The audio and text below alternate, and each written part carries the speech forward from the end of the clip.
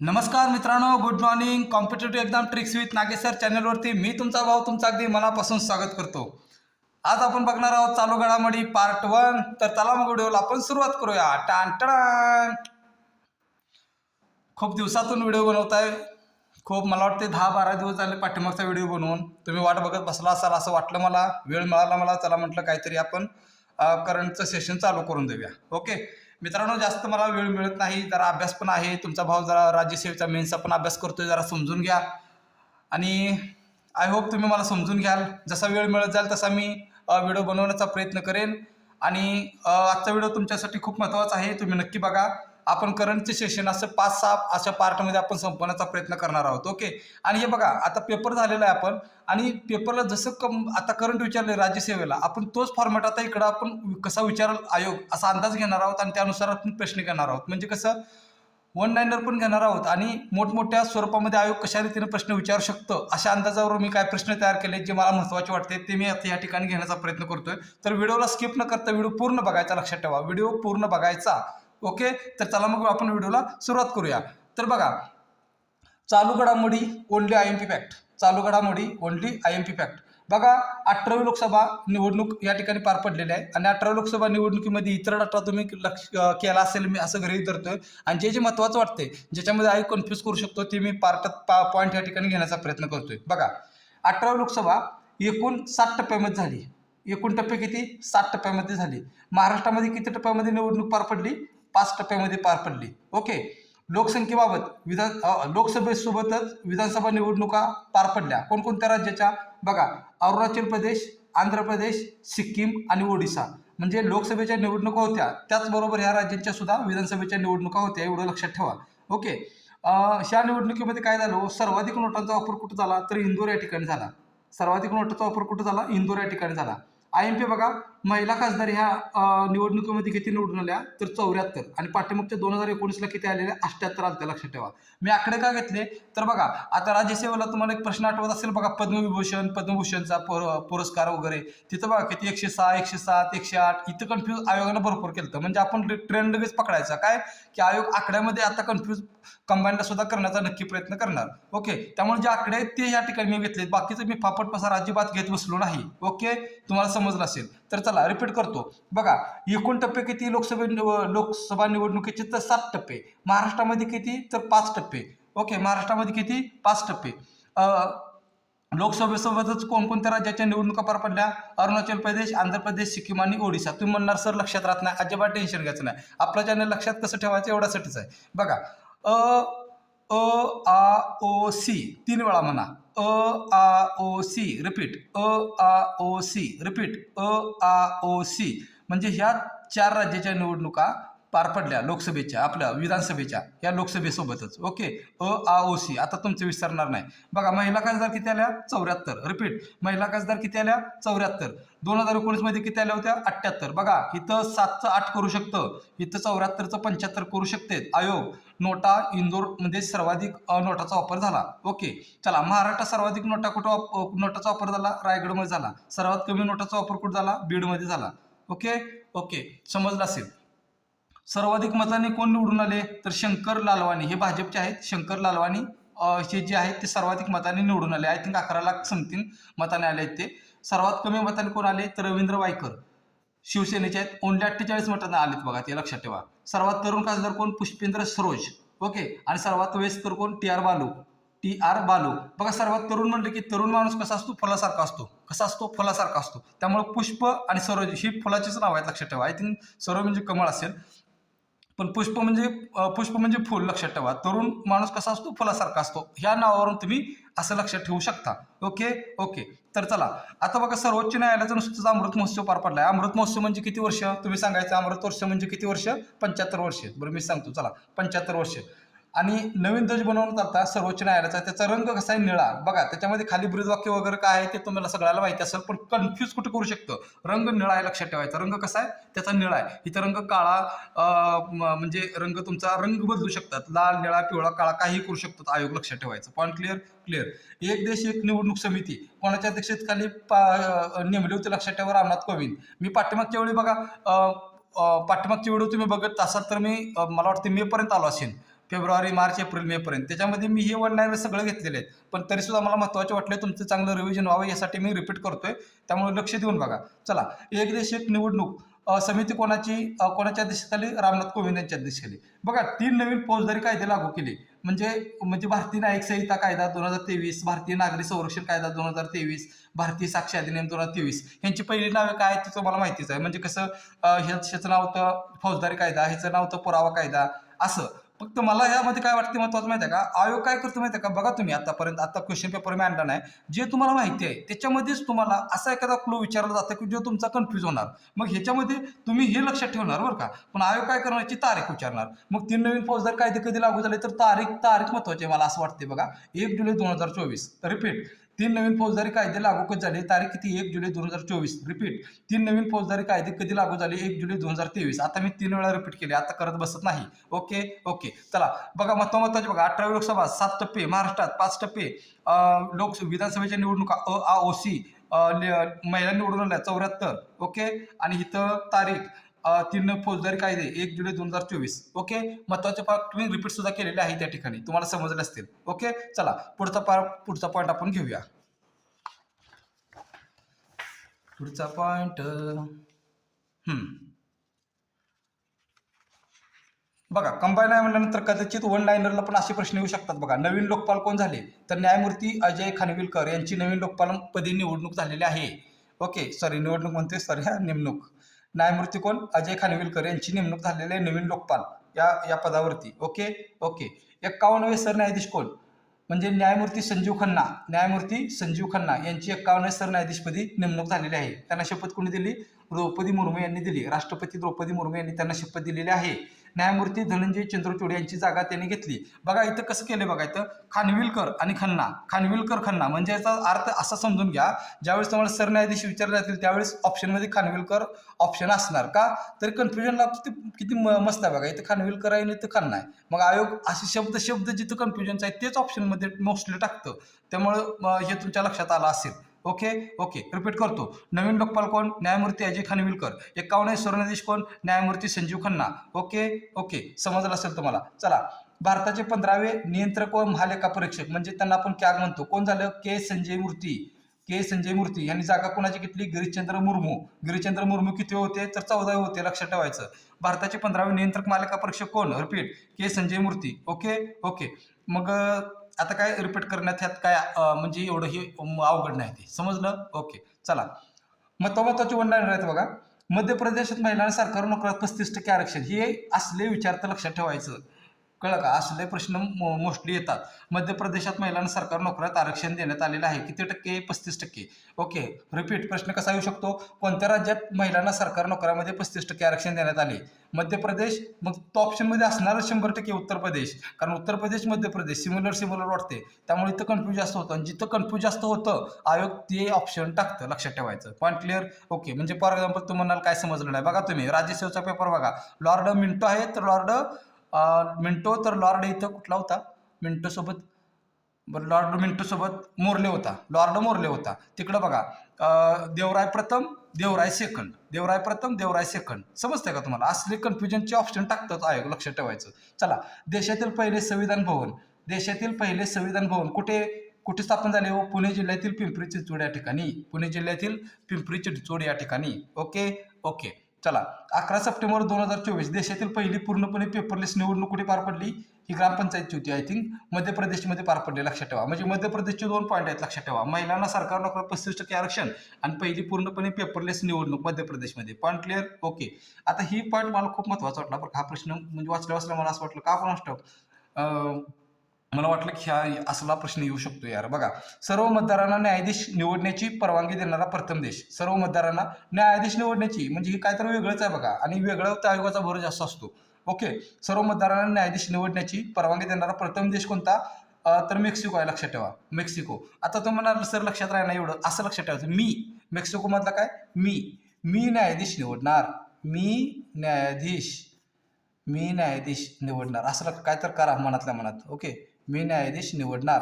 म्हणजे मेक्सिको, न्यायाधीश निवडणार म्हणजे न्यायाधीशाची निवड. Okay, point clear. भारताचे पहिले संविधान संग्रहालय कुठे? हरियाणा या ठिकाणी. कन्फ्यूज व्हायचं नाही. ही आहे भारताची संविधान संग्रहालय हरियाणा आणि हे आहे देशातील पहिले संविधान भवन पुणे. पण क्लिअर क्लिअर. थलपती विजय यांचा नवीन पक्ष, हा प्रश्न मी रिपीट घेतलाय. पाठीमागचे व्हिडिओ जमलं तर वेळ काढून बघा, नक्की नक्की बघा. समजते का? ओके. थलपती विजय म्हणजे हा तामिळ अभिनेता आहे. मला वाटते सगळ्यांनी बघितलं असेल त्यांचे पिक्चर वगैरे. पिक्चर चांगले असतात. ओके. चला, त्यांचा पक्ष कुठला आहे बघा. तमिळगा वेत्री कळगम. तमिळगा वेत्री कळगम हा त्यांचा काय आहे, पक्ष आहे. लक्षात ठेवायचं. इथं प्रश्न आयोगाला विचारता येऊ शकतो. आयोग काय करतं बघा. तमिळगा वेत्री कळगम, तमिळगा मैत्री कळगम, वेत्री तमिळगा कळगम, कळगम वेत्री तमिळगा असलं ऑप्शन केलं आणि आपण किती जरी वाचलं ऐन वेळी कन्फ्यूज झालोच म्हणून समजायचं. त्यामुळे लक्षात ठेवा, थलपती विजयांचा नवीन पक्ष कोणता. Tamilaga Vettri Kazhagam. Point clear clear. पहिल्या डिजिटल न्यायालयाचे उद्घाटन कुठे झाले, तर केरळमधील कोल्लम या ठिकाणी झाले. लक्षात ठेवा, केरळमध्ये कोल्लम या ठिकाणी पहिल्या डिजिटल न्यायालयाचे उद्घाटन झालेलं आहे. चला, गिग कामगारांसाठी कायदा. आता गिग कामगार म्हणजे मी पाठीमागच्या वेळी सांगितले कोण ते बघा, ते काम करतात झोमॅटो वगैरे ते असतं का नाही, त्याचे ते कामगार असतात, त्यांच्यासाठी कायदा केला. तर कायदा करणार प्रथम राज्य पाठीमागच्या व्हिडिओमध्ये बघितलं राजस्थान, आता कायदा केला कर्नाटकनं सुद्धा. मग मला तुम्ही कमेंटमध्ये सांगताय का बघा, वेळ घेताय का जरा थोडासा. गिग कामगारांसाठी किमान वेतन निश्चित करणार राज्य कोणतं, मला तुम्ही जर वाचलं असेल तर मला कमेंटमध्ये सांगायचं. ओके, मग मला समजतं तुम्ही अभ्यास केलाय ते. ओके, कारण तुम्ही अभ्यास करणारीच मुलं आहात. ओके, चला. समान नागरी कायदा लागू करणारे उत्तराखंड स्वातंत्र्यानंतरचे पहिले राज्य. स्वातंत्र्यानंतरचे का म्हणले होते नाही, पूर्वीचे कोणते होते सांगा, तर पूर्वीचे होते गोवा होते. लक्षात ठेवायचं. Point clear. पूर्वीचे कोणते होते, गोवा होते. मग चला, प्रश्न कसा येऊ शकतो, समान नागरी कायदा लागू करणारे स्वातंत्र्यानंतरचे पहिले राज्य कोणते, उत्तराखंड. मग उत्तराखंड आहे म्हणलं ऑप्शनमध्ये कोणता उत्तराखंड म्हणल्यानंतर ऑप्शनमध्ये कोणता सिमिलर पर्याय आयोग देऊ शकतं, तर उत्तर प्रदेश देऊ शकतं. त्यामुळे आपण कन्फ्यूज व्हायचं का, नाही कन्फ्यूज व्हायचं. ओके, तर चला. 14वी महारत्न दर्जा प्राप्त कंपनी कोणती. हाल म्हणजे हाल. लक्षात ठेवा, हाल म्हणजे माझे खूप हाल झाले. ओके, असं काय तर लक्षात ठेवा. बघा, 14वी महारत्न दर्जा प्राप्त कंपनी कोणती. हाल म्हणजे काय, हिंदुस्तान एरोनॉटिक्स लिमिटेड. मला वाटते 13वी कोणती असेल, 13वी ऑइल इंडिया लिमिटेड असेल बघा. ऑइल इंडिया लिमिटेड आहे. तीच आहे 100% तीच आहे, काय प्रॉब्लेम नाही. ओके, चला. आता काय बघणार आहोत आपण या ठिकाणी. एक्झिम बँकेचे नवीन कार्यालय बघा. एक्झिम बँक आहे ना, तिचं नवीन कार्यालय कुठल्या ठिकाणी स्थापन करण्यात आले, नैरोबी या ठिकाणी स्थापन करण्यात आलेलं आहे. कोणत्या बँकेचं, एक्झिम बँकेचं. लक्षात ठेवा. आता हा पॉईंटवर पूर्ण फोकस करा बरं का, पूर्ण फोकस करा. मला वाटते तुम्ही फोकस केलेला असेल, मीच राहिलो पाठीमागं.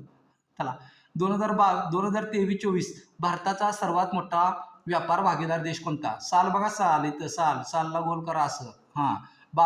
23-24 मध्ये भारतात सर्वात मोठा व्यापार भागीदार कोण, चीन आहे. लक्षात ठेवा. आणि 2021-22 आणि 2022-23 या 2 वर्षामध्ये भारताचा सर्वात मोठा व्यापार भागीदार देश कोण होता, अमेरिका होता. लक्षात ठेवायचं. रिपीट बघा, 21-22, 22-23 मध्ये भारताचा मोठा व्यापार भागीदार कोण होता, अमेरिका होता. आणि 23-24 म्हणजे ह्या वर्षामध्ये कोण झालाय, चीन. त्यामुळं आयोगानं कुठलं साल विचारले त्या सालावरती फोकस करायचं, नाही तर उगाच अमेरिका वाचून जायचं, ह्याला तुम्ही अमेरिका करायचं, ह्याला तुम्ही चीन करायचं, असलं चालणार नाही. लक्षात ठेवायचं. पाठदिशी आता पास व्हायचा आणि यातनं निघायचं आहे. आपण सगळे मेन्सला पाहिजे या ठिकाणी. लक्षात ठेवा, म्हणजे आपल्याला मराठी इंग्लिशची लेक्चर घेता येतील, नाहीतर सारखं पण हेच कुठवर करत बसायचं बाबा. समजते का? त्यामुळे मेन्स पास व्हा सगळेजण. मेन्सला आपण मराठी इंग्रजी एकदम मस्त घेऊया आणि सगळे पास होऊन निघून जाऊया, यातनं बाहेर पडूया बाबा. चला, 16वा वित्त आयोग. आता हे प्रश्न रिपीट करत बसत नाही. 16वा वित्त आयोग हा प्रश्न मी डबल घेतलेला आहे. डबल एवढ्यासाठी कारण मला हा खूप IMP वाटतोय. लक्षात ठेवायचा. हा प्रश्न मला खूप IMP वाटत आहे. का सांगतो तुम्हाला.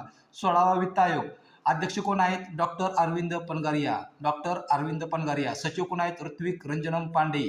पूर्णवेळ सदस्य कोण आहेत, Ajay Narayan Jha, Annie George Matthew आणि निरंजन राज्याध्यक्ष. अर्धवेळ सदस्य सौम्या कांती घोष. तुम्ही पाठीमागचा आयोगाचा प्रश्न विचारण्याचं स्ट्रक्चर वाचला असेल तर तुम्हाला लक्षात येईल. कसं बघा, हे काय करतात माहिती आहे का, अध्यक्षाच्या जागी सचिव घालतात आणि सचिवच्या जागी अध्यक्ष घालतात. आणि आयोगानं आता ट्रिकी प्रश्न विचारायला चालू केले. याचा अर्थ प्रश्नामध्ये असंच कन्फ्यूज करता येऊ शकतं. लक्षात ठेवायचं. तुम्ही म्हणाल सर आता काय करावं, काय करायचं ना, टेन्शन घ्यायचं नाही, आपण तेवढ्यासाठीच आहे. लक्षात कसं ठेवायचं बघा, मी काय करतोय. पूर्णवेळ सदस्य आहे म्हणजे त्याला लक्षात ठेवायचं अंजनी. लक्षात ठेवा, अंजनी. तो कितनी अंजानी है असं लक्षात, अंजानी. ओके, बघा, अ म्हणजे अजय, जा म्हणजे जॉर्ज, नी म्हणजे निरंजन, म्हणजे अंजानी एवढा जर शब्द आठवला तर तुम्हाला हा प्रश्न लगेच कळला पाहिजे की हे पूर्णवेळ सदस्य आहेत. ओके, अर्धवेळ अर्धवेळमध्ये बघा सौम्या क्रांतिघोष. बघा इतिहास सगळ्यामध्ये बघा ऋत्विक सोडलं ना, ऋत्विक सोडलं, सौम्या हे नाव पण बघा म अर्धा एक नाही सांगायचं. सौम्या क्रांतिघोषमध्ये म अर्धा एक नाही, म्हणून ते अर्धवेळ सदस्य लक्षात ठेवायचं. तू म्हणाले तर ऋत्विक पण अर्धा आहे, तिकडे जाऊ नका लगेच, समज सांगतो तेवढं करा. मग अर्धवेळ सदस्य आहे की नाही, सौम्या क्रांतिघोष म्हणजे म पण अर्धा आहे बघा. मग म अर्ध दिसली तुम्हाला लक्षात आलं पाहिजे की ते अर्धवेळ सदस्य आहे. Point clear? ओके. आणि अध्यक्ष कोण आहेत? अरविंद पनगरे, हे तर तुम्हाला माहितीच पाहिजे. मग राहिले सचिव कोण, हे असं ऑटोमॅटिक लक्षात राहून जातं तुमच्या, Ritwik Sanjanam Pandey. Point clear. Repeat करतोय बघा. अध्यक्ष डॉक्टर अरविंद पनगरिया, सचिव ऋत्विक रंजनम पांडे, पूर्णवेळ सदस्य अंजनी, अर्धवेळ सदस्य सौम्या एवढं जर लक्षात राहिलं तर तुमच्या उत्तर आपल्याला काढायचं आहे बघा. उगत जरा उत्तर आपल्याला काढायचं आहे बघा. उगत आपल्याला त्या ठिकाणी PhD नाही करायची. समजते. आय थिंक तुम्हाला हा पॉईंट समजला असेल. आता डबल सारखं खेळत बसत नाही तिथं. चला पुढचा घेऊया. NDP, न्यू डेव्हलपमेंट बँक, त्याचा नवीन सदस्य कोण झालाय हो, तर अल्जेरिया झालाय बघा. न्यू डेव्हलपमेंट बँकेचा सदस्य कधी कोणता झालेला आहे, तर अल्जेरिया हा नवीन सदस्य झालाय. मग आता न्यू डेव्हलपमेंट बँकेचे सदस्य टोटल किती झाले, तर 10 झाले. मग आयोग प्रश्न कसा विचारू शकतो, मग न्यू डेव्हलपमेंट बँकेची स्थापना अमुक ठिकाणी झाली, न्यू डेव्हलपमेंट बँकेचे मुख्यालय इथं आहे, न्यू डेव्हलपमेंट बँकेचे नवीन सदस्य तर मला तुम्ही आता बघा, तुम्ही पण काय तर ताप घ्यायचा बाबा. उगाच सगळं आम्हालाच करायला लावायचं नाही. तुम्ही मला सांगायचं न्यू डेव्हलपमेंट बँकेची स्थापना कधी झाली, कमेंटमध्ये सांगायचं. ओके, जर व्हिडिओ पाहत असाल तर आय थिंक तुम्ही नक्की सांगाल. ओके, चला. भारताचं सर्वाधिक एफडीआय करणारे राज्य म्हणजे काय बघा. भारतात म्हणते बरं, प्रश्न नीट बघा. भारतात सर्वाधिक एफडीआय करणारे देश कोणते आहेत? कोणते देश आहेत भारतात सर्वाधिक एफडीआय करतात? कुठलं साल आहे? 2023-24. हे साल लय महत्वाचं आहे बरं का. तर कुठलं बघा. अमेरिका भारतात सर्वाधिक एफडीआय करतं म्हणजे गुंतवतं. मॉरिशियस आहे, फॉरेन डायरेक्ट इन्व्हेस्टमेंट, नाहीतर एफडीआय म्हणजे काय पुन्हा म्हणत बसू नका. ओके, अमेरिका, मॉरिशियस, सिंगापूर हे 3 असे क्रमाने देश आहेत जे भारतामध्ये सर्वाधिक एफडीआय गुंतवणूक करतात. Point clear? ओके. तू म्हणाल सर लक्षात आहे ना, tension no tension, no tension अजिबात नाही घ्यायचं. आता आपण बघा अमावस्या आणि पौर्णिमाले म्हणतो ना, तसं लक्षात ठेवायचं. अमावस्या तर वचं काय मध्ये घेऊ नका, नाही तर नवीन काय तर लक्षात ठेवशील. अमावस्या म्हणजे बघा, म्हणजे आहे अमेरिका, म म्हणजे आहे मॉरिशियस, अमावस्या श म्हणजे आहे सिंगापूर. झालं अमावस्या. बस. एफडीआय करणारे देश कोणते जर लक्षात ठेवले तर तुम्ही लक्षात ठेवायचं अमावस्या. बस. अमावस्या लक्षात आले तर तुमच्या लक्षात आले की काय, भारतात सर्वाधिक एफडीआय करणारे देश कोणते आहेत ते. पण क्लिअर. आणि आता बघा, भारत दुसऱ्या देशात कुठल्यावर जास्त एफडीआय गुंतवणूक करतं, तर ते देश कुठले आहेत? सिंगापूर आहे, अमेरिका आहे, आणि काय ती UK आहे, युनायटेड किंगडम. मग तुम्हाला लक्षात कसं ठेवू? साव लक्षात ठेवा ना. आपल्या गावात बघा साव काकी असतात, साव मावशी असतात, साव आजी असतात, ते साव लक्षात ठेवा. S म्हणजे काय, सिंगापूर, A म्हणजे काय, अमेरिका, U म्हणजे काय, युनायटेड किंगडम. झालं, विषय संपला. तिथल्या तिथंच काहीतरी ट्रिक करायची बघा, ध्यानात ठेवा. तुम्ही ट्रिक का करायचं म्हणतोय, या डाटा एवढा मर्दा, कुठलं लक्षात ठेवायचं, डोकं हँग होऊन जाईल की. त्यासाठी बारकी ट्रिक करायची, मेंदूला पण ताप कमी पडतोय जरा लक्षात ठेवायला. समजते. चला पुढं बघा. PM मित्र पार्कची पायाभरणी कुठे केली म्हणजे स्थापन कुठे केलं बघा, ते अमरावतीमध्ये. लक्षात ठेवायचं. सेंद्रिय उत्पादनासाठी भारताने नुकतंच कोणत्या देशासोबत करार केला आहे? भारत आणि तैवान. लक्षात ठेवा. सेंद्रिय उत्पादनासाठी करार कोणाच्या झाला? भारत व तैवान. लक्षात ठेवा. किंवा भारताने सेंद्रिय उत्पादनासाठी करार कोणत्या देशासोबत केला? तर तैवान सोबत केला. लक्षात ठेवायचं. ओके. चौथ्या औद्योगिक क्रांतीचे केंद्र कोणते? हैदराबाद. म्हणजे चौथ्या औद्योगिक क्रांतीचे केंद्र म्हणून कोणत्या शहराची निवड करण्यात आली, असा प्रश्न येऊ शकतो. तर ते आहे हैदराबाद. लक्षात ठेवा. ओके. युनिकॉर्न दर्जा गाठणारा भारताचा पहिला आर्टिफिशियल इंटेलिजंट म्हणजे AI स्टार्टअप, त्याचं नाव काय? तर त्याचं नाव आहे कृत्रिम. लक्षात ठेवा. त्याचं नाव काय? कृत्रिम.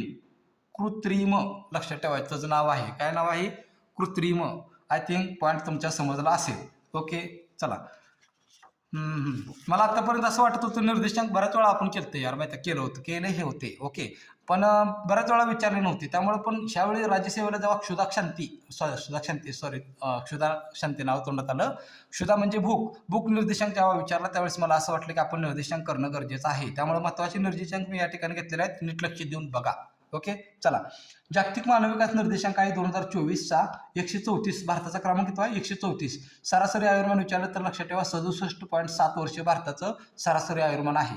प्रथम देश आहे स्वित्झर्लंड. मी प्रथम देशावर पाठीमागच्या व्हिडिओ पण मी सांगितले बघा. तुम्ही प्रथम देशावरती खूप फोकस करा. तुम्ही म्हणाल की का फोकस करायचं, कशासाठी? तर बघा, आतापर्यंत मानव विकास निर्देशांकामध्ये ना प्रथमला नॉर्वेच आहे. बऱ्याच वेळा नॉर्वे आहे. आणि ऑप्शनमध्ये नॉर्वे 100% आयोग टाकणार. का टाकणार? तर कन्फ्युजनसाठी टाकणार. पण समजते. ओके, पण ह्याच तुम्ही पहिल्यांदाच बघा इथे स्वित्झर्लंड आले, समजते, म्हणून स्वित्झर्लंड लक्षात ठेवा म्हणतोय मी तुम्हाला, असं नाही म्हणत मी. जागतिक मानव विकास निर्देशांक, चला रिपीट, जागतिक मानव विकास निर्देशांक भारताचा क्रमांक किती 134वा. ओके, आणि प्रथम देश कोणता आहे तर स्वित्झर्लंड आहे. Point clear. ओके, शेवटचा काय विचारणार नाही तर पण लक्षात ठेवा सोमालिया शेवट आहे, सोमालिया शेवट आहे. चला, हा पण झाला. लैंगिक असमानता निर्देशांक, लैंगिक असमानता निर्देशांकामध्ये भारताचा क्रमांक किती आहे 108 आहे, लक्षात ठेवा. आणि प्रथम क्रमांक कुठला देश आहे डेन्मार्क. रिपीट, लैंगिक असमानता निर्देशांक भारताचा क्रमांक 108वा. जागतिक मानव विकास निर्देशांक भारताचा क्रमांक 134वा. Point clear. क्लिअर. जागतिक बहुआयामी गरिबी निर्देशांक म्हणजे तुम्हाला MPI माहीत असेल. Okay, MPI. तर MPI मध्ये नुसार काय झालं बघा, भारतातील बहुआयामी गरिबीचे प्रमाण जर विचारलं डायरेक्ट वन लाईनर तर लक्षात ठेवा 16.4%. मग ऑप्शनला कसे असणार 16.3%, 16.4%, 16.8%, 16.5%. तुम्हाला माहिती आहे काय आहे 16.4% आहे. काय आहे जागतिक बहुआयामी गरिबी आहे, लक्षात ठेवा. म्हणजे भारतातील बहुआयामी गरिबीचं प्रमाण आहे, लक्षात ठेवा. सर्वाधिक गरिबीत जगणारे देश कोणते आहेत तर पहिला आहे आमचा भारत, दुसरा आहे पाकिस्तान, तिसरा आहे इथिओपिया. इथिओपिया, लक्षात ठेवा, भारत पहिला आहे. मला याच्यामध्ये हे महत्त्वाचं वाटते, लक्षात ठेवा. भारतात गरिबीचे प्रमाण किती आहे तर 16.4%. ह्या आकड्याला फसायचं नाही, या आकड्याला फसायचं नाही. Point clear. ओके, चला. भूक निर्देशांक आता विचारणार नाही पण तरी पण लक्षात ठेवा तुम्ही. चला, भूक निर्देशांक 2023 विचारला बघा 101वा. ओके, आणि 2024चा किती 105. तुम्ही म्हणा सर लक्षात कसं ठेवू, ही भूक निर्देशांक कसं लक्षात ठेवायचं माहिती आहे का, ही 10 अलीकडे घ्यायचं म्हणजे बघा 10 रुपयात 1 वेळचं जेवण, आणि आता कसं आहे 10 रुपयात 5 वेळचं जेवण म्हणजे 105 क्रमांक. बघा 10 रुपयात 1 वेळचं जेवण कधी होतं 2023ला. रिपीट, 10 रुपयामध्ये 1 वेळचं जेवण कधी होतं 2023ला, आणि 10 रुपयामध्ये 5 वेळचं जेवण कधी आहे 2024ला. म्हणजे भूक निर्देशांक तुमच्या लक्षात आला 105वा भारताचा क्रमांक आहे. Point clear. क्लिअर. थांबा जरा दम भरला.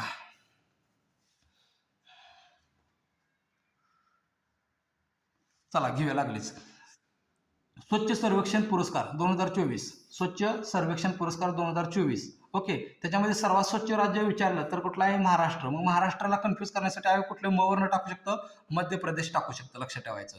ओके, सर्वात स्वच्छ राज्य महाराष्ट्र आहे, कन्फ्युजनसाठी आयोग मध्य प्रदेश टाकू शकतो. उद्या प्रश्न आला तर लक्षात ठेवा. सर्वात स्वच्छ शहर कोणते आहे इंदोर. मग आपल्याला हे बघा ही इंदोर माहिती असतं, पण आयोगाने प्रश्न जर विचारला नुसत्या स्वच्छ सर्वेक्षण पुरस्कारामध्ये इंदोरने सलग कितव्या वेळी स्वच्छ शहर बनण्याचा विक्रम केला आहे. कितव्या वेळी म्हणजे काय आपण म्हणतो यार आता हे असं कसं झालं. म्हणजे फॉर एक्झाम्पल बघा आदित्य इलेव्हन, त्या आदित्य इलेव्हनसाठी यार आम्ही ते PSLV 57 ह्या प्रक्षेपकानं ते सोडलं होतं, हे पाठ केलं होतं PSLV 57, आणि त्याने विचारलं काय सपोर्ट कोणी केलं, मग ती ISA झाला, प्रश्न चुकला.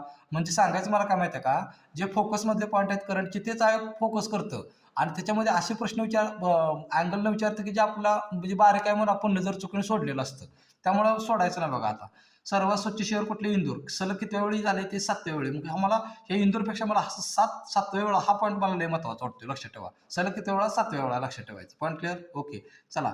जागतिक प्रतिभा क्रमवारी मध्ये भारत कितवा क्रमांक आहे 58वा. प्रतिभा किती वर्ष असं लक्षात ठेवायचं, प्रतिभा किती वर्षाची 58 वर्षाची, प्रतिभा किती वर्षाची 58 वर्षाची. Point clear. क्लिअर. ओके. राज्य अन्न सुरक्षा निर्देशांक प्रथम राज्य, राज्य अन्न सुरक्षा निर्देशांक प्रथम राज्य कोणते प्रथम राज्य आहे केरळ आहे, लक्षात ठेवा. केरळ आलं की खालचे दक्षिणेकडचे राज्य तुम्हाला ऑप्शनला टाकणार, लक्षात ठेवायचं. म्हणजे कसं केरळ टाकणार, तामिळनाडू टाकणार, आंध्र प्रदेश टाकणार, ओके, कर्नाटक टाकणार.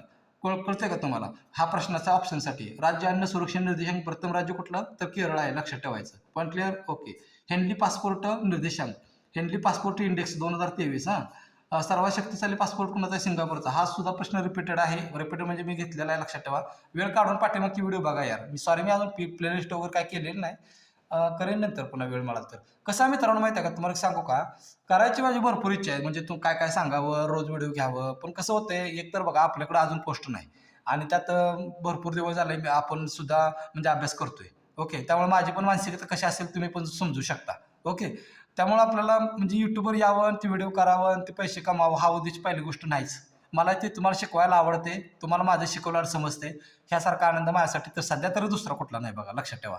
जर मला हेच करायचं असतं तर मी रोज येत बसलो असतो. आणि मी समजा एखादी पोस्ट निघाली बारकी मोठी छोटी बारकी कसली पण निघू द्या, आपण सुखी आहे. ओके, कशी पण निघू द्या, सध्या आपल्याला सध्या मोठ्या पोस्टपेक्षा जॉबची सध्या जास्त गरज आहे. ओके, मग त्यावेळेस काय होईल बघा, एक माणूस मेंटली स्थिर होऊन जातो. माणूस मेंटली स्थिर होऊन जातो, त्याच्या बाकीच्या गोष्टी म्हणजे होत जातात. मग मला काय मग व्हिडिओ बनवताना ह्याच्यापेक्षा म्हणजे असं डबल उत्साह येतो, डबल. आणि त्यात मार्केटमध्ये प्रॉब्लेम काय माहिती आहे का, पोरांनी कसं गृहीतच धरले, म्हणजे कसं अधिकारी झाल्याशिवाय त्याचं ऐकायचं नाही आणि फी भरल्याशिवाय शिकायचं नाही. त्यामुळं कसं होतंय, असं आम्ही असं ओरडून रडून सांगायला लागलं की माझं मनच मला आतनं काय सांगते माहिती आहे का, हां राहू दे, तुझंच अजून कुठं पत्ता नाही, तुझं कोण ऐकणार आहे, असं माझं मन मला खातं. ओके, तुम्ही ऐकताय, तुम्ही शहाणी मुलं आहे, त्याच्याबद्दल काय वाद नाही सोडा, पण सांगतोय तुम्हाला. आणि मी अजून एक रिपीट मुद्दा करतो, व्हिडिओ चॅनल कोणासाठी माहिती आहे का, ज्या पोरांना 5 वर्ष झाली, 4 वर्ष झाली, 6 वर्ष झाली, त्यांच्यासाठी चॅनल नाही हा, खरंच चॅनल नाही.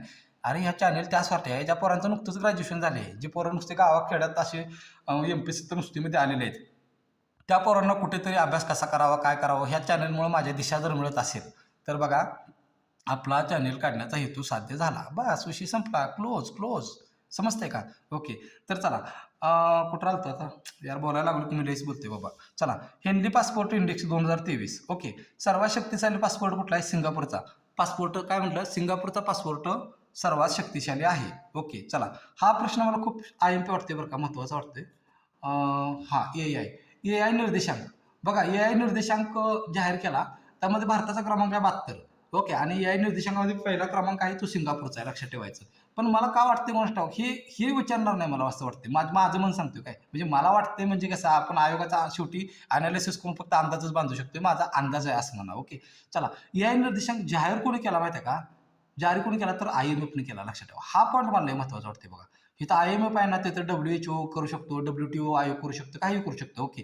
म्हणजे AI निर्देशांक जारी, पहिलाच निर्देशांक बघा अशा प्रकारचा, लक्षात ठेवायचं. पहिलाच निर्देशांक आहे अशा प्रकारचा. मग AI निर्देशांक जारी कोणी केला? IMFने केला. पण क्लिअर, कोणी? IMFने. त्याच्यामध्ये प्रथम कोण आहे? सिंगापूर आहे.